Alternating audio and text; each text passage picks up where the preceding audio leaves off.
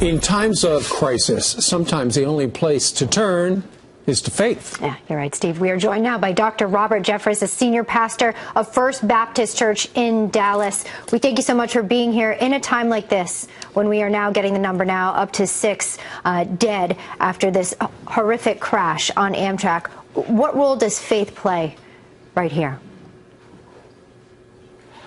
Well, I think it's important to understand when a tragedy like this happens, there are no easy answers to the why question.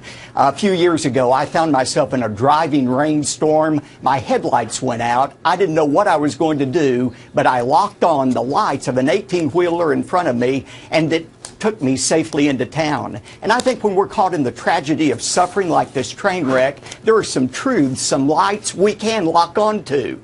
First of all, God is love. He loves us. He understands what is happening to those victims in that accident. Secondly, God is all powerful. He has the ability to take the worst things like a tragedy like this and use them for ultimate good. And ultimately, perhaps the most hopeful thing is one day God is going to put an end to tragedies like this, and that's what we all look forward to.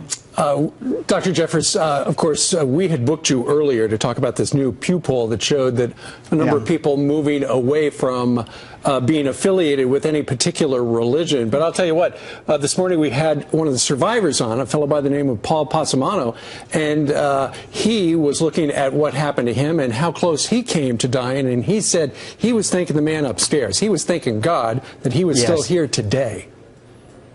Well, that's right. And someday we'll talk about that Pew Research poll. But I think what you're seeing in that poll is a decline of cultural Christians, not of genuine believers. And, you know, the fact is the influence of Christianity has never been about numbers. It's not the number of people, but it's the commitment of people. Sure. You know, after all, it only took 12 people to turn the world upside down for Jesus Christ. And I think you're seeing genuine faith being exercised in a tragedy like this. Well, Doctor, we will join you in praying for the families of those who lost loved ones and those who are still trying to be reunited with their family members and friends on that train. Thanks for joining us today.